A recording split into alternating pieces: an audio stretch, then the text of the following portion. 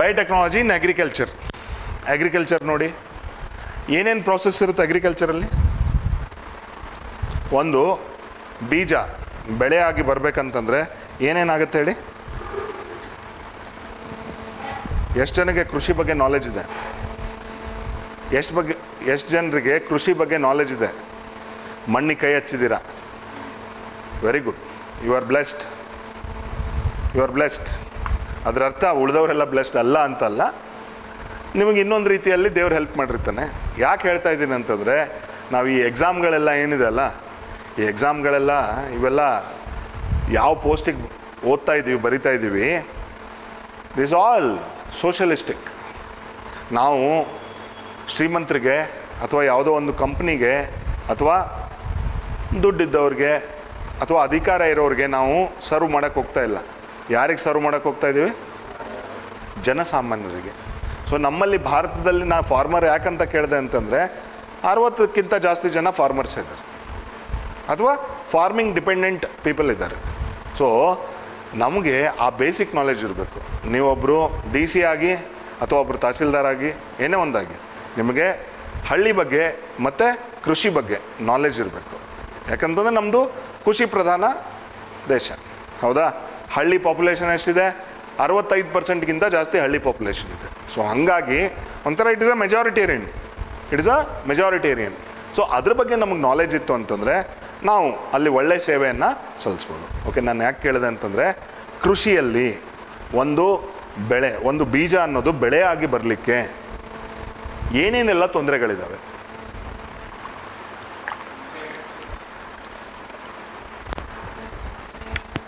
ಹೇಳಿ? Climate. So ನಮಗೀಗೇನು ನಾವು ಬೀಜ ಬಿತ್ತೀವಿ, ಅದು ಎಲ್ಲ ಕ್ಲೈಮ್ಯಾಟಿಕ್ ಆಡ್ವರ್ಸಿಟೀಸ್ ಅನ್ನೋದೇನಿದೆ, ಪ್ರಾಕೃತಿಕ ಏನು ವಿಕೋಪಗಳಿದ್ದಾವೆ ಅಥವಾ ಪ್ರಾಕೃತಿಕ ಅನಿಶ್ಚಿತತೆ ಇದೆ, ಅವನ್ನೆಲ್ಲ ಫೈಟ್ ಮಾಡಬೇಕಾ? ಈಗ ಮಳೆ ಮುಂಚೆ ಏನಾಗ್ತಿತ್ತು, 1 ವಾರ 10 ದಿವಸ ಡಿಲೇ ಆಗ್ತಾಯಿತ್ತು. ಈಗ ಅದಕ್ಕೆ ಮಳೆಗೆ ಸೀಸನ್ನೇ ಇಲ್ಲ. ಅಟ್ಲೀಸ್ಟ್ ಒಂದು 2-3 ವರ್ಷದಿಂದ ನಾನು ನೋಡ್ತಾ ಇದ್ದೀನಿ, ಅದಕ್ಕೆ ಸೀಸನ್ನೇ ಇಲ್ಲ. ಯಾವಾಗಾದರೂ ಬರ್ಬೋದು ಮಳೆ. ರೈತ ಅದನ್ನ ನಂಬ್ಕೊಂಡು ಕೂತವನು ಭಯಪಡ್ಕೋಬೇಕಷ್ಟೆ. ಅವನು ಹೆಂಗಂತಂದರೆ ಇಸ್ಪೀಟ್ ಆಡೋಕ್ಕೆ ಕೂತಂಗಾಗಿದೆ. ಬಂದರೆ ಬಂತು, ಹೋದರೆ ಹೋಯ್ತು. ಈ ವರ್ಷ ಬಂದರೆ ಬಂತು, ಹೋದರೆ ಹೋಯ್ತು. ಒಂದು 3-4 ವರ್ಷ ಏನಾದರೂ ಹೋಯ್ತು ಅಂತಂದ್ರೆ ನಾನು ಹೋದೆ ಅಂತ ಮನೆ ಮಠ ಮಾರಿ ಹೋಗುವಂಥ. So our Indian agriculture is nothing but a gambling, or any rain fed agriculture is gambling, ಹೌದಾ? ಸೊ ಒಂದು ಕ್ಲೈಮೇಟ್ ರೆಸಿಲಿಯೆಂಟ್ ಇರಬೇಕು. Crop has to be climate resilient. ಎಂಥ ಏನು ನೈಸರ್ಗಿಕ ಒಂದು ಪ್ರಕೋಪ ಆದರೂ ಕೂಡ ತಡ್ಕೊಳ್ಳುವಂಥ ಕೆಪಾಸಿಟಿ ಅದಕ್ಕೆ ಇರಬೇಕು. ಉಷ್ಣಾಂಶ ಜಾಸ್ತಿ ಆದರೂ ತಡ್ಕೋಬೇಕು, ಮಳೆ ಜಾಸ್ತಿ ಆದರೂ ತಡ್ಕೋಬೇಕು. ಓಕೆನಾ? Next, soil fertility.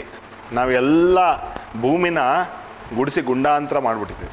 ಅದರಲ್ಲಿ ಬೇಕಾಗಿರುವಂಥ ಪೌಷ್ಟಿಕಾಂಶಗಳು ಇಲ್ಲ. ಅಂದರೆ ಅದರ ಅರ್ಥ ಆ ಪೌಷ್ಟಿಕಾಂಶಗಳು ಯಾವ ಸಮತೋಲನದಲ್ಲಿ ಇರಬೇಕಲ್ಲ, ಇಲ್ಲ. ಯಾವುದೋ ಒಂದು ಜಾಸ್ತಿ ಇದೆ, ಯಾವುದೋ ಒಂದು ಕಮ್ಮಿ ಇದೆ.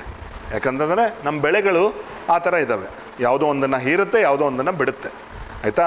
ಸೊ ನಮ್ಮ ಬೆಳೆಗಳು ಯಾವುದೇ ಕಂಡೀಷನಲ್ಲಿ, ಯಾವುದೇ ಸಾಯಿಲ್ ಕಂಡೀಷನಲ್ಲೂ ಕೂಡ ಬೆಳಿಬೇಕು, ಹೌದಾ?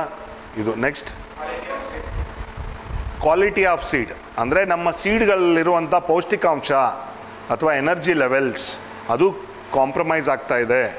ಅದನ್ನು ಕೂಡ ಏನಂತಂದರೆ ನಾವು ಚೆನ್ನಾಗಿರೋ ಸೀಡ್ಸನ್ನು ಬೆಳೆಸಬೇಕು. Next, topography. ಅದೇ ಸಾಯಿಲಲ್ಲೇ ಬಂದುಬಿಡ್ತದೆ. ನಮಗೆ ಮೇನ್ ಏನು ಸಾಯಿಲ್ ಅಲ್ವಾ? ಸೊ ಟೋಪೋಗ್ರಫಿ ಹೆಂಗಿರುತ್ತೆ? Red soil, black soil, mountain soil, ಅದ್ರ ಮೇಲೆ ಡಿಪೆಂಡ್ ಆಗುತ್ತೆ. That is what is soil. ಹಾಂ, ಫರ್ಟಿಲೈಸರ್ ಏನು NPK ಅಲ್ಲ, ನಾವು ಬರೀ N ಅಷ್ಟೇ ಯೂಸ್ ಮಾಡ್ತೀವಿ. ನಮ್ಮ ಗೊಬ್ಬರಗಳಲ್ಲಿ PK ಜಾಸ್ತಿ ಇಲ್ಲ, N ಅಷ್ಟೇ ಜಾಸ್ತಿ ಇರೋದು. ಸೊ ನೈಟ್ರೋಜನನ್ನು ತಡ್ಕೋಬೇಕಾ? ಸೊ ಇಂಡೈರೆಕ್ಟ್ಲಿ ನಾವೆಲ್ಲ ನೈಟ್ರೋಜನ್ನ ಭಾಳ ತಿಂತಾಯಿದ್ವಿ, ಹುಷಾರಾಗಿರಬೇಕು. ನೆಕ್ಸ್ಟ್, ಫರ್ಟಿಲೈಸರ್ ಅದನ್ನು ಯಾವುದೇ ಪ್ರಮಾಣದಲ್ಲಿದ್ದರೂ ಅದು ತಡ್ಕೊಳ್ಳೋ ಹಂಗಿರಬೇಕು. ನೆಕ್ಸ್ಟ್, ನೀವು ಮೇನ್ ಬಿಡ್ತಾ ಇದ್ದೀರಪ್ಪ, ಕೀಟಗಳು, ಪೆಸ್ಟ್, ಹೌದಾ? ಪೆಸ್ಟ್ ರೆಸಿಸ್ಟೆಂಟ್ ಕ್ರಾಪ್ಗಳು ಬೇಕಾ ನಮಗೆ? ಎಲ್ಲ ಬೆಳೆಗಳಿಗೂ ತನ್ನದೇ ಆದಂತಹ ಕೀಟಗಳು ಇರ್ತವೆ. ಅದು ಹುಟ್ಟಿತು ಅಂತಂದರೆ ಇವು ಹುಟ್ಟುತ್ತವೆ, ಅದು ಸಾಯ್ತು ಅಂತಂದರೆ ಇವು ಸಾಯ್ತವೆ. ಅಂಡರ್ಸ್ಟುಡ್? ಆಮೇಲೆ ವೀಡ್ಸ್ ಅಂತಂದ್ರೆ ಏನು? ಬೇಡವಾಗಿರುವಂಥ ಕಸ, ಬೇಡವಾಗಿರುವಂಥ ಕಸ. ಸೊ ಅದು ಬೆಳೆಯುತ್ತೆ. ಅದು ಬೆಳೆದ್ರೆ ಏನು ಮಾಡುತ್ತೆ? ಈ ಪ್ಲ್ಯಾಂಟಿಗೆ ಬೇಕಾಗಿರುವಂಥ ಪೌಷ್ಟಿಕಾಂಶ ಏನಿದೆ ಅದೇ ತಿಂದ್ಬಿಡುತ್ತೆ. ಹೌದಾ? ಸೊ ಇವೆಲ್ಲ ರೀತಿಯಿಂದ ನಾವು ಒಂದು ಬೆಳೆಯನ್ನು ರಕ್ಷಿಸಬೇಕು ಮತ್ತು ಇಳುವರಿಯನ್ನು ಜಾಸ್ತಿ ಮಾಡಬೇಕು ಅಂತಂತಂದರೆ ಏನು ಮಾಡಬೇಕು? ನಾವು ಅಂಥ ಸೀಡ್ಸನ್ನು ತಯಾರು ಮಾಡಬೇಕು. ಆಯಿತಾ? ನಮ್ಮ ದೇಸಿ ತಳಿಗಳಿದ್ದು, ದೇಸಿ ತಳಿಗಳು ಹೆಂಗಿತ್ತು ಅಂತಂತಂದರೆ ಗಟ್ಟಿ, ಫುಲ್ ಗಟ್ಟಿ. ನಾವು ಸ್ವಲ್ಪ ತಿಂದಿದ್ದೀವಿ ಅವಾಗಿವಾಗ, ಅದಕ್ಕೆ ಹೆಂಗಿರೋದು. ಅವಾಗಿವಾಗ ಅಟ್ಲೀಸ್ಟ್ ಒಂದು 10-12 ವರ್ಷದವರೆಗೂ ಆದರೂ ತಿಂದಿದ್ದೀವಿ. ಜವಾರಿ ಅಂತ ಅದನ್ನ ತಿಂದಿದ್ದೀವಿ. ನೀವು ತಿಂದಿದ್ದೀರೋ ನೋಡಿದಿರೋ ಇಲ್ಲ ನಂಗೆ ಗೊತ್ತಿಲ್ಲ. ಹಳ್ಳಿಯಲ್ಲಿರೋರು ಏನಂತಂದರೆ ಅಟ್ಲೀಸ್ಟ್ ಮನೆಗೋಸ್ಕರ ಆದರೂ ಬೆಳ್ಕೊಂಡಿರ್ತಾರೆ. ಆದರೆ ಮೇನ್ ಇರೋದು ಏನಂತಂದರೆ ಬೀಜ ಸಂರಕ್ಷಣೆ ಅನ್ನೋದೇನಿದೆ ಅಲ್ಲ, ಭಾಳ ಇಂಪಾರ್ಟೆಂಟು. ಮೊದಲು ಏನಾಗ್ತಾಯಿತ್ತು? ಎಲ್ಲ ಬೀಜಗಳನ್ನು ತೆಗೆದಿಡ್ತಾಯಿದ್ರು, ಎಲ್ಲ ಬೀಜಗಳನ್ನು ತೆಗೆದಿಡ್ತಾಯಿದ್ರು. ಆಮೇಲೆ ಏನಾಯಿತು? ನನ್ನ ಹೊಲದಲ್ಲಿ ಇಳುವರಿ ಕಡಿಮೆ ಬರ್ತಾಯಿದೆ, ಪಕ್ಕದ ಹೊಲದಲ್ಲಿ ಇಳುವರಿ ಜಾಸ್ತಿ ಬರ್ತಾಯಿದೆ. ಅವ್ನು ಕೇಳಿದ್ರು ನೀನೇನೋ ಮಾಡಿದೆ ಅಂತೇಳಿ. ನಾನು ಅಂಗಡಿಯಿಂದ ತಂದು ಹಾಕಿದೆ. ಅಪ್ಪ ಯಾವ ಕಂಪ್ನಿದು? ಈ ಕಂಪ್ನಿದು. ಇವನು ಅದನ್ನ ಬಿಟ್ಟ ಹೊಸ ಕಂಪ್ನಿ ತೊಗೊಂಡು ಬಂದ. ಹಳೆ ದೇಸಿ ತಳಿ, ದೇಸಿ ಬೀಜನೇ ಇಲ್ಲ ಈಗ. ಹಸುಗಳು ತೊಗೊಳ್ಳಿ, ಅಲ್ಲಲ್ಲಿ ಕಾಡುಗಳಲ್ಲಿ ಬಯಲುಸೀಮೆಯಲ್ಲಿ ಸ್ವಲ್ಪ ಹಸುಗಳು ಕಾಣಿಸುತ್ತೆ, ಜವಾರಿ ಹಸುಗಳು. ಇಲ್ಲಾಂತಂದರೆ ಎಲ್ಲ ಎಚ್ ಎಫ್. ಈಗ ನಮ್ಮ ಹಳ್ಳಿಕರು ಅವು ಇವು ಸಂರಕ್ಷಣೆಗೆ ಒದ್ದಾಡ್ತಾ ಇದ್ದೀವಿ, ರೈಟ್? ಸೊ ಇದರ ಅರ್ಥ ಏನಂತಂದರೆ ನಮಗೆ ಮುಂಚೆ ಪೌಷ್ಟಿಕಾಂಶ ಏನಿತ್ತು ಕಡಿಮೆಯಲ್ಲೇ ಜಾಸ್ತಿ ಪೌಷ್ಟಿಕಾಂಶ ಸಿಗ್ತಾಯಿತ್ತು. ಬಟ್ ಪಾಪ್ಯುಲೇಷನ್ ಎಲ್ಲ ಜಾಸ್ತಿ ಆಗಾದ್ಮೇಲೆ ಏನು ಮಾಡ್ತಾಯಿದ್ದೀವಿ ನಾವು? ಆ ಸೈಜು, ಆಮೇಲೆ ಅದರ ಇಳುವರಿ, ಅದನ್ನು ಕಲರು ನೋಡಿ ಮಾರು ಹೋಗ್ತಾಯಿದ್ದೀವಿ. ಏನೂ ಮಾಡೋಕ್ಕಾಗಲ್ಲ, ಅದನ್ನ ಬೆಳೆಸಲೇಬೇಕು. ಇಲ್ಲ ಅಂತಂದರೆ ಇವತ್ತೇ ಅರ್ಧಕ್ಕರ್ಧ ಜನ ಹಸುವಿನಿಂದ ಸಾಯ್ತಾರೆ, ಊಟ ಇಲ್ಲದೆ ಸಾಯ್ತಾರೆ. ನಾವೇನಂತಂದರೆ ಅವ್ರ ಡೆತ್ತನ್ನು ಪೋಸ್ಟ್ಪೋನ್ ಮಾಡ್ತಾಯಿದ್ದೀವಿ. ಆಯ್ತಪ್ಪ, ನೀನು ಹಿಂಗೆ ಸಾಯ್ಬೇಡ, ಇಡೀ ಜೀವಮಾನದಲ್ಲಿ ಆ ರೋಗ ಈ ರೋಗ ಈ ರೋಗ ಆ ರೋಗ ಬಳಲಿ ಸಾಯಿ ಅಂತ ಬಿಡ್ತಾಯಿದ್ವಿ ಅಷ್ಟೇ. ಮುಂಚೆ ಏನಾಗ್ತಾಯಿತ್ತು? ಹಸಿವಿನಿಂದ ಸಾಯ್ತಾಯಿದ್ರು. ಈಗ ಹಸಿವಿನಿಂದ ಸಾಯಕ್ಕೆ ಬಿಡ್ತಾ ಇಲ್ಲ. ಯಾಕಂದರೆ ನಮ್ಮ ಇಳುವರಿಯನ್ನು ಜಾಸ್ತಿ ಮಾಡ್ಕೊಳ್ತಾ ಇದ್ದೀವಿ. ಸೊ ಇಳುವರಿಯನ್ನು ಜಾಸ್ತಿ ಮಾಡ್ಕೋಬೇಕು ಅಂತಂದರೆ ಡೆಫಿನೆಟ್ಲಿ ನಾವು ಈಗೇನು ಬೆಳೀತಾ ಇದ್ದೀವಿ ಇದಕ್ಕಿಂತ ಜಾಸ್ತಿ ಬೆಳಿಬೇಕು. ಹೌದಾ? ಇಳುವರಿ ಜಾಸ್ತಿ ಅಂತಂದರೆ per acre or per hectare ನಮ್ಮಲ್ಲಿ ಇಳುವರಿ ಜಾಸ್ತಿ ಬರಬೇಕು. ಅದಕ್ಕೇನು ಮಾಡಬೇಕು? ನೈಸರ್ಗಿಕವಾಗಿ ಅಂತೂ ಆಗ್ತಾ ಇಲ್ಲ, ಆರ್ಟಿಫಿಷಿಯಲ್ ಆಗಿ ಹೈಬ್ರಿಡ್ ಮಾಡಿದ್ವಿ. ಹೈಬ್ರಿಡಿಂದ ಏನಾಯಿತು? ಗ್ರೀನ್ ರೆವಲ್ಯೂಷನ್ನು, ಜಾಸ್ತಿ ಬೆಳೆಯೋಕ್ಕೆ ಸ್ಟಾರ್ಟ್ ಮಾಡಿದ್ವಿ. ಆಯಿತಾ? ಎಲ್ಲರೂ ಹೊಟ್ಟೆ ತುಂಬಿಸ್ಕೊಂಡ್ರು. ಈಗ ಇನ್ನೂ ಪಾಪ್ಯುಲೇಷನ್ ಜಾಸ್ತಿ ಆಗ್ತಾಯಿದೆ. ಈಗೇನು ಮಾಡಬೇಕು? Genetical modification. ಸೋ ಫಾರ್ ನಮ್ಮಲ್ಲಿ ಜೆನೆಟಿಕ್ ಮಾಡಿಫಿಕೇಷನ್ ಆಗಿರುವಂಥ ಕ್ರಾಪ್ಸ್ ತುಂಬ ಕಡಿಮೆ. ಆ ಜೆನೆಟಿಕ್ ಮಾಡಿಫಿಕೇಷನ್ ಆದರೂ ಕೂಡ ಅದನ್ನು ನಮ್ಮ ಕೃಷಿಯಲ್ಲಿ ಅಳವಡಿಸಿಕೊಂಡಿರೋದು ಇನ್ನೂ ಕಡಿಮೆ. ಸೊ ಇದುವರೆಗೂ ನಮ್ಮ ಇಂಡಿಯಾದಲ್ಲಿ ನಾವು ಏನನ್ನು ಬೆಳೀತಿದ್ದೀವಿ ಅಂತಂದರೆ ಜೆನೆಟಿಕಲಿ ಮಾಡಿಫೈಡ್ ಕ್ರಾಪ್ಗಳಲ್ಲಿ ಬೆಳೀತಾ ಇರೋದು ಕೇವಲ ಬಿ ಟಿ ಕಾಟನ್. ಇದು ಒಂದು commercial crop. Cotton is a commercial crop ಅಲ್ಲ? ಹೌದಾ? ಇದೊಂದು ವಾಣಿಜ್ಯ ಬೆಳೆ. ಹೌದಾ? ಇದು ಏನಂತಂದರೆ ಆಹಾರ ಬೆಳೆ ಅಲ್ಲ. ಆಹಾರ ಬೆಳೆಯಲ್ಲಿ ಯಾವುದಿದೆ ಜೆನೆಟಿಕಲಿ ಮಾಡಿಫೈಡ್? ವೀಟ್ ಇಲ್ಲ. ಇನ್ನು ಬ್ರಿಂಜಾಲ್ ಮಾಡಿದ್ವಿ, ಜಗಳ ಆಯಿತು, ಬೆಳೀಲಿಲ್ಲ. ಟೊಮೆಟೊ. ಬೇಸಿಕಲಿ ನಮ್ಮ ಇಂಡಿಯಾದಲ್ಲಿ ಯಾವ ಆಹಾರ ಬೆಳೆಯಲ್ಲೂ ಕೂಡ ನಾವು ಜೆನೆಟಿಕ್ ಮಾಡಿಫಿಕೇಷನ್ ತಂದಿಲ್ಲ. ಯಾಕಂದರೆ ನಮಗೆ ನಮ್ಮದೇ ಆದಂಥ ಪ್ರಾಬ್ಲಮ್ಗಳಿದ್ದಾವೆ. ಸ್ವಲ್ಪ ಎಕ್ಸ್ಪ್ಲೇನ್ ಮಾಡ್ತೀನಿ, ಬಿ ಟಿ ಕಾಟನ್ ಬಗ್ಗೆ ಎಕ್ಸ್ಪ್ಲೇನ್ ಮಾಡ್ತೀನಿ. ಅದನ್ನೇ ಬಿ ಟಿ ಬ್ರಿಂಜಾಲ್ಗೆ ಹೇಗೆ ನಾವು ಅಳವಡಿಸಿದ್ವಿ ಅಂತ ಹೇಳ್ತೀನಿ. ಬಿ ಟಿ ಕಾಟನ್ ಅಂತಂತಂದರೆ ಅದೊಂದು ಕಮರ್ಷಿಯಲ್ ಕ್ರಾಪ್. ಅದು ಬೇಸಿಗೆಯಲ್ಲಿ ಬರುವಂಥದ್ದು. ಅದಕ್ಕೆ ಕಪ್ಪು ಭೂಮಿ ಬೇಕು, ಸ್ವಲ್ಪ ದಿವಸ ತೇವ ಅಂಶ ಇಲ್ಲದೆ ಇರುವಂಥ ವಾತಾವರಣ ಬೇಕು. ಯಾಕಂದರೆ ಆ ಹೂವು ಅರಳಬೇಕು. ಹೂವು ಅರಳಿ ಏನಂತಂತಂದರೆ ಅದು ತೇವ ಇಲ್ಲದೆ ಇರೋ ಥರ ಆಗಬೇಕು. ಅದನ್ನು ನಾವು ಪ್ಲಕ್ ಮಾಡಿ ಏನಂತಂದರೆ ನಾಳೆ ದಿವಸ ಮಾರ್ಕೆಟಲ್ಲಿ ಮಾರ್ತೀವಿ. ಅದರಿಂದ ಟೆಕ್ಸ್ಟೈಲ್ಸ್ ಎಲ್ಲ ಆಗುತ್ತೆ. ಓಕೆ, ಇದರದೊಂದು ನೈಸರ್ಗಿಕವಾದಂಥ ಒಂದು ಇದು ಇದೆ, ಏನೋ ಎದುರಾಳಿನ ಅಥವಾ ಶತ್ರು ಇದೆ. ನೈಸರ್ಗಿಕವಾದಂಥ ಒಂದು ಶತ್ರು ಯಾವುದು? ಈ ಕಾಟನ್ ಬೆಳೆದು. ಅದರ ಹೆಸರು ಪಿಂಕ್ ಬಾಲ್ ವರ್ಮ್ ಅಂತ. ಪಿಂಕ್ ಬಾಲ್ ವರ್ಮ್ ಅದೊಂಥರ ಹುಳ. ಅದೇನು ಮಾಡುತ್ತಂತಂದರೆ ಈ ಕಾಟನ್ ಬೆಳೀತಾ ಇರಬೇಕಾದ್ರೆ ಬರೀ ಕಾಟನ್ ಹೂ ಅಲ್ಲ, ಅದ್ರ ಕಾಂಡ, ಎಲೆ, ಹೂವು ಎಲ್ಲ ತಿನ್ನಕ್ಕೆ ಸ್ಟಾರ್ಟ್ ಮಾಡುತ್ತೆ. ಅದು ತಿಂದು ಏನು ಮಾಡುತ್ತೆ ಅಂತಂದರೆ ಆ ಕ್ರಾಪನ್ನು ಫೇಲ್ ಮಾಡುತ್ತೆ. ಇದು ಭಾಳ ವರ್ಷ ಹಿಂಗೆ ನಡೀತು. ನಮ್ಮ ಇಂಡಿಯಾದಲ್ಲಿ ನೋಡಿ, ನಾವು ಕಾಟನ್ ಜಾಸ್ತಿ ಬೆಳಿತೀವಿ. ಬಾಂಗ್ಲಾದೇಶ್ ಜೂಟು ಕಾಟನ್ ಅವರು ಬೆಳೀತಾರೆ. ಸುಮಾರು ಟ್ರಾಪಿಕಲ್ ಕಂಟ್ರೀಸಲ್ಲಿ ನಾವು ಏನು ಮಾಡ್ತೀವಿ ಅಂತಂದರೆ ಜಾಸ್ತಿ ಕಾಟನ್ ಬೆಳಿತೀವಿ. ಟೆಕ್ಸ್ಟೈಲ್ ಇಂಡಸ್ಟ್ರಿ ಅದ್ರ ಮೇಲೆ ಡಿಪೆಂಡ್ ಆಗಿದೆ. ಕರೆಕ್ಟಾಗಿ ಬ್ರಿಟಿಷರ ಕಾಲದಿಂದನೂ ಕೂಡ ನಾವು ಒಳ್ಳೆ ಬೆಳೆಯನ್ನು ನಾವು ಕಾಟನಲ್ಲಿ ಬೆಳಿತೀವಿ. ಆದರೆ ಈ ಸಮಸ್ಯೆ ಎದುರಾದಾಗ ಏನು ಮಾಡಬೇಕಾಯ್ತು ಅಂತಂತಂದರೆ ರೈತ ಕೈ ಚೆಲ್ಕೊಂಡು ಕೂತ. ಆದರೆ ಸೈಂಟಿಸ್ಟು ಇದನ್ನು ನಿವಾರಣೆ ಮಾಡಲಿಕ್ಕೆ ಪ್ರಯೋಗಗಳನ್ನ ನಡೆಸಿದ್ರು. ಅವ್ರಿಗೆ ಅರ್ಥ ಆಗಿದ್ದೇನಂತಂದರೆ ಈ ಪಿಂಕ್ ಬಾಲ್ ವರ್ಮ್ ಏನಿದೆಯಲ್ಲ, ಇದನ್ನೇನಾದರೂ ನಾವು ಸಾಯಿಸಿದ್ರೆ ನಮಗೆ ಬೇರೆ ಯಾವುದೂ ಕೀಟ ಕೂಡ ಅಷ್ಟೊಂದು ಏನು ನಾಶ ಮಾಡಲ್ಲ ಅಂತ ಹೇಳಿ ಏನು ಮಾಡಿದ್ರು, ಈ ಪಿಂಕ್ ಬಾಲ್ ವರ್ಮ್ ಏನಿದೆ ಇದರ ನೈಸರ್ಗಿಕ ಶತ್ರು ಯಾವುದು ಅಂತ ನೋಡಿ. ಕಾಟನ್ಗೆ ಶತ್ರು ಪಿಂಕ್ ಬಾಲ್ ವರ್ಮ್, ಅದಕ್ಕೊಂದು ಶತ್ರು ಇದ್ದೇ ಇರುತ್ತಾ. So that is the beauty of this food chain or ecosystem. ಹೌದಾ? ಅದಕ್ಕೆ ತನ್ನದೇ ಆದಂಥ ಒಂದು ವೈರಿ ಇರುತ್ತಾ, ಯಾವುದನ್ನು ತಿಂದರೆ ಅದು ಸಾಯ್ಬೋದು ಅಂತ ಹೇಳಿ. ಸೊ ಅದನ್ನು ಕಂಡುಹಿಡಿದ್ರು. ಅದು ಎಲ್ಲಿತ್ತು ಅಂತಂದರೆ ಸಾಯಿಲ್ ಇರುತ್ತಲ್ಲ, ಮಣ್ಣಲ್ಲಿ ಒಂದು ಬ್ಯಾಕ್ಟೀರಿಯಾ ಸಿಗುತ್ತೆ. That is called as bacillus thuringiensis ಅಂತ ಹೇಳಿ. ಆ ಬ್ಯಾಕ್ಟೀರಿಯಾ ಹೆಸರೇನು? Bacillus thuringiensis. ಅದನ್ನು BT ಅಂತ ನೆನ್ಪಿಟ್ಕೊಳ್ಳಿ. BT ಅಂದರೆ ಬಯೋಟೆಕ್ನಾಲಜಿ ಅಲ್ಲ, BT ಅಂದರೆ ಏನು? ಬ್ಯಾಸಿಲಸ್ ತುರಿಂಜೆನ್ಸಿಸ್. ಅಂಡರ್ಸ್ಟುಡ್? ಸೊ ಅದೇನಂತಂದರೆ ಆ ಬ್ಯಾಕ್ಟೀರಿಯಾ ಯಾವುದರ ವೈರಿ? ಪಿಂಕ್ ಬಾಲ್ ವರ್ಮದ ವೈರಿ. ಆ ಬ್ಯಾಕ್ಟೀರಿಯಾನೇನಾದರೂ ಈ ಪಿಂಕ್ ಬಾಲ್ ವರ್ಮ್ ತಿಂದರೆ ಅದು ಸತ್ತೋಗ್ಬಿಡುತ್ತೆ. ಸೊ ಈಗ ಏನು ಮಾಡ್ಬೇಕು ನಾವು? ಪಿಂಕ್ ಬಾಲ್ ವರ್ಮ್ ಬ್ಯಾಕ್ಟೀರಿಯಾನಂತೂ ತಿನ್ನಲ್ಲ, ಹೋಗಿ ಸಾಯಿಲಲ್ಲಿ ಹೋಗಿ ಬ್ಯಾಕ್ಟೀರಿಯಾನ ತಿನ್ನಲ್ಲ. ನಾವೇನು ಮಾಡೋಕ್ಕೆ ಸ್ಟಾರ್ಟ್ ಮಾಡಿದ್ವಿ ಅಂತಂದರೆ ಈ ಸೀಡ್ ಇರುತ್ತಲ್ಲ, ಕಾಟನ್ ಸೀಡ್, ಆ ಕಾಟನ್ ಸೀಡ್ ಲೆವೆಲಲ್ಲೇ ಮಾಡಿಫೈ ಮಾಡಿ ಈ ಸಾಯಿಲ್ ಬ್ಯಾಕ್ಟೀರಿಯಾನ ಇಂಜೆಕ್ಟ್ ಮಾಡಿದ್ವಿ. ಸಾಯಿಲ್ ಬ್ಯಾಕ್ಟೀರಿಯಾನ ಅಲ್ಲ, ಸಾಯಿಲ್ ಬ್ಯಾಕ್ಟೀರಿಯಾದಲ್ಲಿ ಯಾವ ಪಾರ್ಟು ಇದಕ್ಕೆ ಪಿಂಕ್ ಬಾಲ್ ವರ್ಮ್ಗೆ ಮಾರಕ ಅನ್ನೋದು ಕಂಡುಹಿಡಿದು ಒಂದು ಪ್ರೋಟೀನ್, ಆ ಪ್ರೋಟೀನ್ ಹೆಸರು Cry1AC ಅಂತ ಹೇಳಿ. ಪ್ರೋಟೀನ್ ಹೆಸರು Cry1AC. ಪ್ರೋಟೀನ್ಗಳನ್ನು ನಾವು ತುಂಬ ಬ್ಯೂಟಿಫುಲ್ ಆಗಿ ನೇಮಿಂಗ್ ಮಾಡ್ತೀವಿ, ಅದು ನಮ್ಗೆ ಬೇಕಾಗಿಲ್ಲ, ಬಟ್ ಇದು ನೆನ್ಪಿಟ್ಕೊಳ್ಳಿ. Cry1AC protein, it is a natural enemy of what? It is a natural enemy of pink ball worm. So ನಾವು ಸೀಡ್ಸಲ್ಲಿ ಅದನ್ನ ಅಳವಡಿಸಿದಾಗ ಒಂದು ಯಾವುದೋ ಕಾಟನ್ ಬೆಳೆ ಉಟ್ಕೊಳ್ಳುತ್ತೆ, ಕಾಂಡ, ಹೂವು, ಎಲೆ ಎಲ್ಲ ಇರುತ್ತೆ. ಈ ಪಿಂಕ್ ಬಾಲ್ ವರ್ಮ್ ಏನನ್ನಾದರೂ ತಿಂದರೂ ಕೂಡ ಆ ಪ್ರೋಟೀನ್ ಒಳಗಡೆ ಹೋಗ್ಬಿಡುತ್ತೆ. ಮಟಾಶ್ ಪಿಂಕ್ ಬಾಲ್ ವರ್ಮ್ದೇನು ಕರಳಿರುತ್ತಲ್ಲ ಅದೇ ಬ್ಲಾಸ್ಟ್ ಆಗಿಬಿಡುತ್ತೆ. ಸೊ ಹೀಗಾಗಿ ನಾವೇನಂತಂದರೆ ಸುಮಾರು ಒಂದು 20-30 ವರ್ಷದಿಂದ ಈ BT ಕಾಟನಿಂದ ಲಾಭವನ್ನು ಪಡಿತಾ ಇದ್ವಿ. ಇನಿಷಿಯಲ್ ಏನಾಗಿತ್ತು, ನಮ್ಮಲ್ಲಿ ಇನ್ನೂ ಸಂಶೋಧನೆ ಅಷ್ಟೊಂದು ಎಲ್ಲ ಆಗಿರಲಿಲ್ಲ. ಇಂಡಿಯಾದಲ್ಲಿ ಏನು ಮಾಡಿದ್ವಿ, ಇಲ್ಲ ನಾವು BT ಕಾಟನ್ ಬೆಳೆಯೋಕ್ಕೆ ಬಿಡಲ್ಲ, ಅದ್ರ ಬಗ್ಗೆ ನಮ್ಗೆ ಇನ್ನೂ ಗೊತ್ತಿಲ್ಲ ಅಂತ ಹೇಳಿ, ಆಯಿತಾ. ಆದರೆ ಏನು ಮಾಡೋಕ್ಕೆ ಸ್ಟಾರ್ಟ್ ಮಾಡಿದ್ರು, ಗುಜರಾತಲ್ಲಿ ಸ್ಮಗಲ್ ಮಾಡೋಕ್ಕೆ ಸ್ಟಾರ್ಟ್ ಮಾಡಿದ್ರು. ಯಾವುದನ್ನು? ಈ BT ಕಾಟನ್ ಬೀಜಗಳನ್ನು.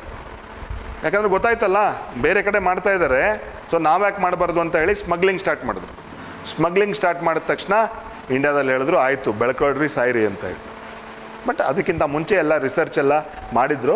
ಕಮರ್ಷಿಯಲ್ ಕ್ರಾಪ್ ಇಟ್ಸ್ ಓಕೆ ಅಂತ ಹೇಳಿ ನಮ್ಮಲ್ಲಿ ಯಾವುದಾದ್ರೂ ಜೆನೆಟಿಕಲಿ ಮಾಡಿಫೈಡ್ ಕ್ರಾಪ್ ಇವತ್ತು ಇಂಡಿಯಾದಲ್ಲಿ ಬೆಳೀತಾ ಇದ್ದರೆ ಅದು ಕೇವಲ BT ಕಾಟನ್, ಕೇವಲ BT ಕಾಟನ್. ಮುಂದೆ ಸಂಶೋಧನೆ ಮಾಡ್ತಾ ಮಾಡ್ತಾ ಏನಾಯಿತು ಅಂತಂದರೆ ಈ ಬ್ರಿಂಜಾಲ್ ಬದನೆಕಾಯಿ ಏನಿದೆಯಲ್ಲ, ಬದನೆಕಾಯಿಗೂ ಕೂಡ ಇದೇ ಥರದ ಬಾಧೆ ಇತ್ತು. ಅದಕ್ಕೂ ಕೂಡ ಅದ್ರದ್ದೇನು ಒಂದು ಎನಿಮಿ ಇತ್ತಲ್ಲ, ಅದ್ರದ್ದೊಂದೇನು ಪೆಸ್ಟ್ ಇತ್ತಲ್ಲ, ಅದಕ್ಕೂ ಕೂಡ ಈ Cry1AC ಏನಿದೆ ಅಲ್ಲ, ಈ ಬ್ಯಾಸಿಲಸ್ ತುರಿಂಜೆನ್ಸಿಸ್ ಅನ್ನೋವಂಥ ಬ್ಯಾಕ್ಟೀರಿಯಾ ಏನಿದೆ ಅದರಲ್ಲಿ ಸಿಗೋವಂಥ ಪ್ರೋಟೀನ್ ಏನಿದೆ ಅಲ್ಲ, ಅದೇ ಕೂಡ ಅದಕ್ಕೂ ಮಾರಕವಾಗಿ ಆಗುತ್ತೆ ಅಂತ ಹೇಳಿ ವಿಜ್ಞಾನಿಗಳು ಕಂಡುಹಿಡಿದ್ರು. ಸೊ ಅದಕ್ಕೆ ನಾವು ಬ್ರಿಂಜಾಲ್ ಮಾಡಿಫೈಡ್ ಕ್ರಾಪನ್ನು, ಜೆನೆಟಿಕಲಿ ಮಾಡಿಫೈಡ್ ಕ್ರಾಪನ್ನು BT ಬ್ರಿಂಜಾಲ್ ಅಂತಲೇ ಹೇಳ್ತೀವಿ. ಯಾಕಂತಂದರೆ ಇದರಲ್ಲೂ ಕೂಡ ಆ ಬ್ಯಾಕ್ಟೀರಿಯಾ ಏನಿದೆ ಅಲ್ಲ, ಬ್ಯಾಸಿಲಸ್ ತುರಿಂಜೆನ್ಸಿಸ್ ಅಂತ ಹೇಳಿ, ಅದೇ ಬ್ಯಾಕ್ಟೀರಿಯಲ್ಲಿ ಸಿಗುವಂಥ ಪ್ರೋಟೀನನ್ನು ಯೂಸ್ ಮಾಡ್ತೀವಿ. ಸೇಮ್ BT ಕಾಟನ್ನು ಮತ್ತು BT brinjal it's all same. ಆದರೆ ನಾವು BT ಬ್ರಿಂಜಾಲ್ನ ಇವತ್ತು ಬೆಳೀತಾ ಇಲ್ಲ. ಯಾಕೆ? ಬಿ ಟಿ ಬ್ರಿಂಜಾಲ್ನ ಬೆಳೀತಾ ಇಲ್ಲ. ಯಾಕೆ? ಇಲ್ಲೇ ಕರ್ನಾಟಕದಲ್ಲಿ ಅವಾಗ ಎನ್ವೈರ್ನ್ಮೆಂಟಲ್ ಮಿನಿಸ್ಟರು ಜೈರಾಮ್ ರಮೇಶ್ ಅವರು ಬಂದಿದ್ದು 2011ರಲ್ಲಿ ಕರ್ನಾಟಕಕ್ಕೆ. ಅವಾಗ ರೈತರನ್ನ ಕರೆದುಬಿಟ್ಟು ಚರ್ಚೆ ಮಾಡ್ತಾಯಿದ್ರು, ನಾವು ಬಿ ಟಿ ಬ್ರಿಂಜಾಲ್ನ ಬೆಳಿಬೇಕು, ನಾಳೆ ಇಳುವರಿ ಜಾಸ್ತಿ ಬರುತ್ತೆ ಅಂತೇಳಿ. ನಮ್ಮಲ್ಲಿ ರೈತ ಮುಖಂಡರು ಅದನ್ನ ಒಪ್ಪಲಿಲ್ಲ. ಆ ಟೈಮಲ್ಲಿ ಜೈರಾಮ್ ರಮೇಶ್ ಅವ್ರ ಮೇಲೆ ಇಂಕನ್ನು ಎರಚಿದ್ರು, ನಮಗಿದು ಬೇಡ ಅಂತೇಳಿ ಕಪ್ಪು ಶಾಯಿನ ಎರಚಿದ್ರು. ಅವಾಗಿಂದ ಹೆಂಗಿದೆ ಅಂತಂದರೆ ಬಿ ಟಿ ಬ್ರಿಂಜಾಲ್ ಬಗ್ಗೆ ಇಂಡಿಯಾದಲ್ಲಿ ಯಾರೂ ಮಾತಾಡ್ತಾನೆ ಇಲ್ಲ, ಕ್ಲೋಸ್, ಎಲ್ಲೂ ಬೆಳೀತಾನೂ ಇಲ್ಲ ಅದು. ಯಾಕಿರ್ಬೋದು? ಈಗ ರೈತರ ಆಕ್ರೋಶ ಯಾಕೆ? ಈ ಬಿ ಟಿ ಬ್ರಿಂಜಾಲ್ ಅನ್ನೋದು ರೈತರ ಆಕ್ರೋಶ ಯಾಕೆ ಅದ್ರ ಮೇಲೆ?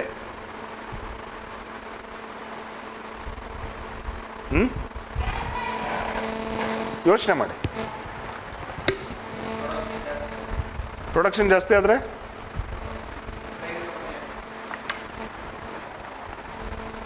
ಸರ್, ಇವತ್ತು ಆಹಾರ ಇಲ್ಲ ಅಂತ ಹೇಳ್ತಾ ಇದ್ದೀವಿ. ಆಹಾರ ಪ್ರೊಡ್ಯೂಸ್ ಮಾಡಿದ್ರೆ ಒಳ್ಳೇದಲ್ವ? ಪ್ರೈಸ್ ಬಗ್ಗೆ ಯಾಕೆ ಯೋಚನೆ ಮಾಡ್ತಾ ಇದ್ದೀರಿ? ಎಕ್ಸ್ಪೋರ್ಟ್ ಮಾಡೋಣ ಬಿಡಿ. ಏನೇನು ಎಕ್ಸ್ಪೋರ್ಟ್ ಮಾಡ್ತಾ ಇದೀವಿ ಇಂಡಿಯಾದಲ್ಲಿ? ನಮಗೇನಾದ್ರು ಜಾಸ್ತಿ ಬೆಳೆದ್ರೆ ಎಕ್ಸ್ಪೋರ್ಟ್ ಮಾಡೋಣ. ಅದಲ್ಲ,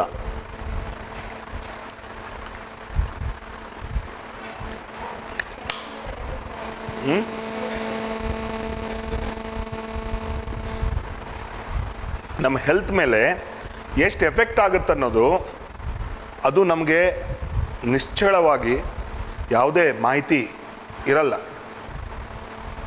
ಯಾಕಂದರೆ ಕನ್ಸಂಪ್ಷನ್ ಮಾಡೋಕ್ಕೆ ಸ್ಟಾರ್ಟ್ ಮಾಡಾದ್ಮೇಲೆ ಓಕೆ, ವ್ಯಾಲಿಡ್ ಪಾಯಿಂಟ್. ಬಟ್ ನಿಮ್ಗೆ 100ಕ್ಕೆ 100 ಕೊಡಲ್ಲ, ಒಂದು 100ಕ್ಕೆ 60 ಕೊಡ್ತೀನಿ. ಅದು ಬಿಟ್ಟು ಮತ್ತೇನು ಸಮಸ್ಯೆ?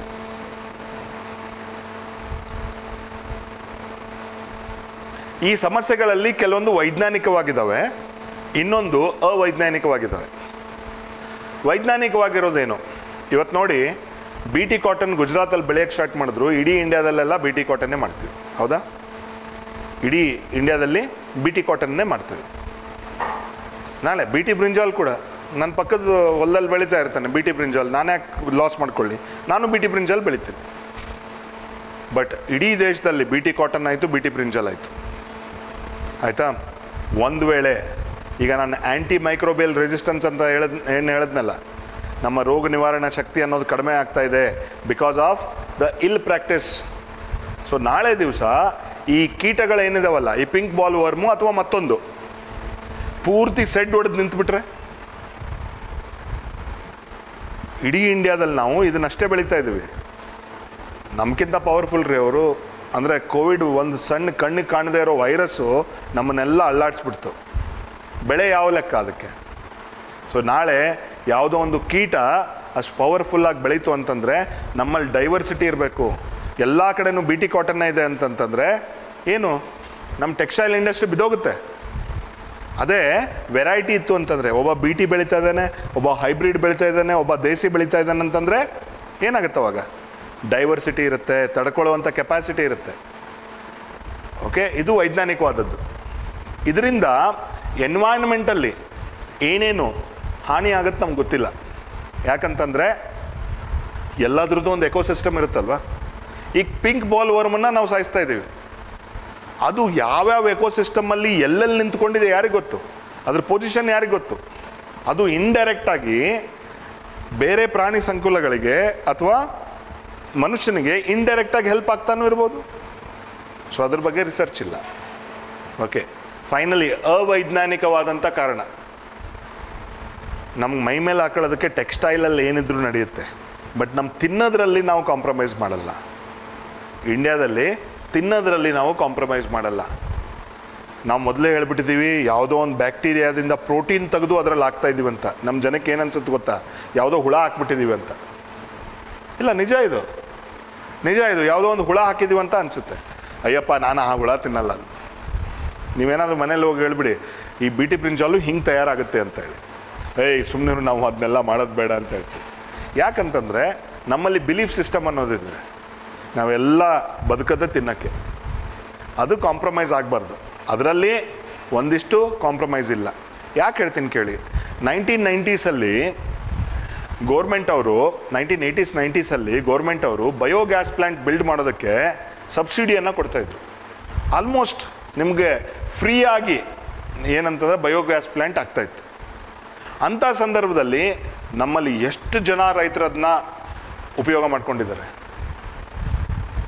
Less than 20%. 80% ಜನ ಬಯೋಗ್ಯಾಸ್ ಪ್ಲ್ಯಾಂಟನ್ನ ಯಾಕೆ ಬಳಸಲಿಲ್ಲ? ಅಜ್ಞಾನ. ಏನಂತಂದರೆ ಬಯೋಗ್ಯಾಸ್ ಪ್ಲ್ಯಾಂಟಲ್ಲಿ ಏನು ಹಾಕ್ಬೇಕು ನಾವು? ಸಗಣಿ ಹಾಕಬೇಕು. ಸಗಣಿಯಿಂದ ಒಂದು ಗ್ಯಾಸ್ ಬರುತ್ತೆ. ಆ ಗ್ಯಾಸ್ ಬಂದು ನಮ್ಮ ಒಲೆಗೆ ಬರುತ್ತೆ. ಆ ಒಲೆಯಲ್ಲಿ ನಾವು ಕುಕ್ ಮಾಡ್ತೀವಿ. ಆ ಗ್ಯಾಸ್ ಏನಾದರೂ ನಮ್ಮ ಫುಡ್ಡಲ್ಲಿ ಹೊಕ್ಬಿಟ್ರೆ ಸಗಣಿ ತಿಂದಂಗೆ ಆಗುತ್ತಲ್ವ? ಸೊ ಇದು ನಮ್ಮ ಬಿಲೀಫ್ ಸಿಸ್ಟಮ್. ಸೊ ಇಂಥ ಒಂದು ಅಜ್ಞಾನದಿಂದ ನಾವು ಬಳಲ್ತಾ ಇದ್ದೀವಿ.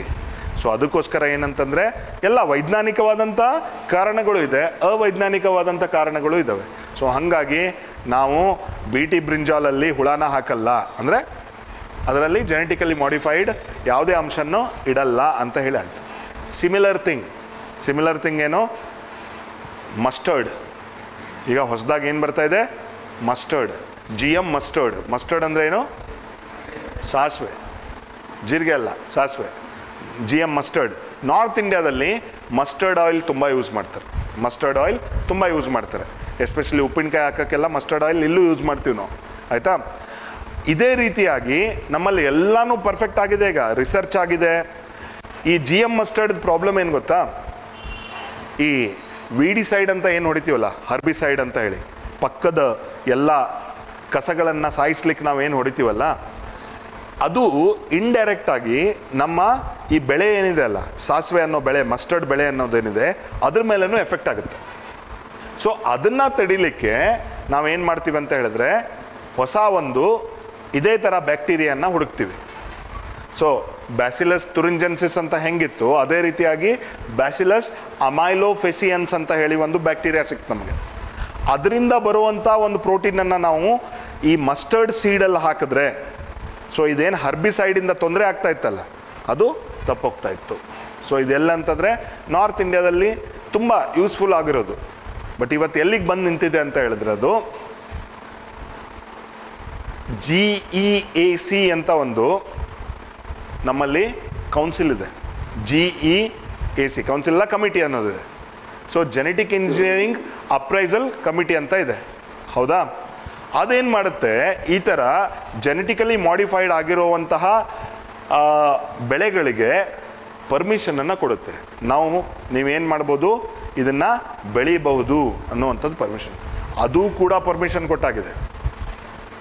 ಆದರೆ ಕೆಲವೊಬ್ಬರು ಎನ್ವೈರ್ನ್ಮೆಂಟಲಿಸ್ಟ್ ಎಲ್ಲ ಕೋರ್ಟಲ್ಲಿ ಕೇಸ್ ಹಾಕಿದ್ರು. ಸುಪ್ರೀಂ ಕೋರ್ಟಲ್ಲಿ ಪೆಂಡಿಂಗ್ ಇದೆ. ಸುಪ್ರೀಂ ಕೋರ್ಟ್ ಏನು ಕೇಳುತ್ತೆ ಅಂತಂದರೆ, ಗೌರ್ಮೆಂಟ್ ಅವ್ರಿಗೆ, ಆಯಿತು ನೀವು ಅಪ್ರೂವಲ್ ಕೊಟ್ಟಿದ್ದೀರಾ, ಈಗ ಈ GM ಮಸ್ಟರ್ಡ್ಗೆ ಅಪ್ರೂವಲನ್ನು ಕೊಟ್ಟಿದ್ದೀರಾ ಬೆಳಿಬೋದು ಅಂತ ಹೇಳಿ, ಇದರಿಂದ ಯಾವುದೇ ರೀತಿಯಾದಂಥ ಹಾನಿ ಆಗಲ್ಲ ಅಂತ ಹೇಳಿ ಒಂದು ಮುಚ್ಚಳಿಕೆಯನ್ನು ಕೊಡಿ, ಅಂದರೆ ಅಫಿಡವಿಟನ್ನು ಕೊಡಿ ಅಂತ ಗೌರ್ಮೆಂಟಿಗೆ ಕೇಳ್ತಾ ಇದ್ದಾರೆ. ಯಾರು? ಸುಪ್ರೀಂ ಕೋರ್ಟ್ ಅವರು. ನಮ್ಮ ಗೌರ್ಮೆಂಟ್ ಅವರು ಈಗ ಒಂದು 7-8 ವರ್ಷ ಆಯಿತು ಅದನ್ನ ಕೊಡೋದಕ್ಕೆ ರೆಡಿ ಇಲ್ಲ. ಯಾಕೆಂದರೆ ಇವ್ರಿಗೂ ಪುಕ್ಕು ನಾಳೆ ಗೊತ್ತಿಲ್ಲದೆ ಇರೋದೇನೋ ಆದರೂ ಆಯಿತು ಅಂತಂದರೆ. ಸೊ ಅದಕ್ಕೇನಂತಂದರೆ, ಸದ್ಯಕ್ಕೆ GM ಮಸ್ಟರ್ಡ್ಗೆ ಈ ಕಮಿಟಿಯಿಂದ ಅಪ್ರೂವಲ್ ಇದೆ, ಆದರೆ ಸುಪ್ರೀಂ ಕೋರ್ಟಲ್ಲಿ ಕೆಲವೊಂದು ಪೆಂಡಿಂಗ್ ಇದೆ. ಸುಪ್ರೀಂ ಕೋರ್ಟು ಗೌರ್ಮೆಂಟ್ ಅವ್ರಿಗೆ, ಸೆಂಟ್ರಲ್ ಗೌರ್ಮೆಂಟ್ ಅವ್ರಿಗೆ ಏನು ಕೇಳ್ತಾ ಇದೆ ಅಂತಂದರೆ, ದಯವಿಟ್ಟು ಅಫಿಡವಿಟ್ ಕೊಡಿ ನೀವು, ಈ ಥರ ಏನೂ ಪ್ರಾಬ್ಲಮ್ ಆಗಲ್ಲ ಅಂತ, ಆಮೇಲೆ ನಾವು ಓಕೆ ಅಂತೀವಿ ಅಂತ. ಸೊ ಇಲ್ಲಿಗೆ ಹೆಂಗಿದೆ ಅಂತಂದರೆ, BT ಬ್ರಿಂಜಾಲ್ದು ಹಂಗಾಯಿತು, GM ಮಸ್ಟರ್ಡ್ದು ಹಿಂಗಾಯಿತು. ಸೊ ಇನ್ನೂ ಕೂಡ ನಮ್ಮ ಯಾವುದೇ ಆಹಾರ ಬೆಳೆಯಲ್ಲಿ ನಾವು ಜೆನೆಟಿಕಲ್ ಮಾಡಿಫಿಕೇಷನ್ ಅನ್ನು ಇನ್ನೂ ಅನುಭವಿಸ್ತಾ ಇಲ್ಲ. ಓಕೆ, ಅದರಿಂದ ಬರ್ತಾ ಇರುವಂಥ ಬೆಳೆಯನ್ನು ನಾವು ಬೆಳೀತಾ ಇಲ್ಲ. So this is the story of genetic modification in India. ಅರ್ಥ ಆಯ್ತಾ? ಇದನ್ನು ಬಿಟ್ಟರೆ ನಮಗೆ ಮೇಜ್ ಅಂತ ಬರುತ್ತೆ. ಮೇಜ್ ಅಂದರೆ ಏನು? ಕಾರ್ನ್, ಮೆಕ್ಕೆಜೋಳ.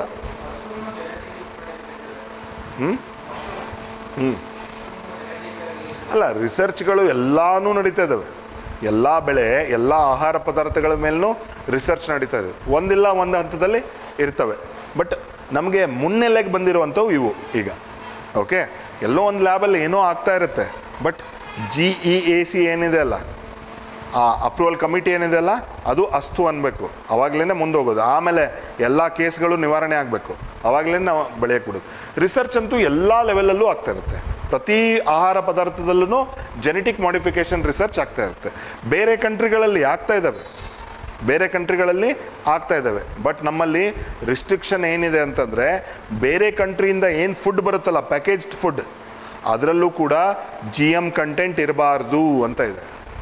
ಬೇರೆ ಕಂಟ್ರಿಯಿಂದ ಬರುವಂತಹ ಫುಡ್ ಐಟಮ್ಸಲ್ಲೂ ಕೂಡ ಜೆನೆಟಿಕ್ ಮಾಡಿಫಿಕೇಷನ್ ಕಂಟೆಂಟ್ ಇರಬಾರ್ದು ಅನ್ನುವಂಥದ್ದು ನಮ್ಮಲ್ಲಿ ರೂಲ್ ಇದೆ.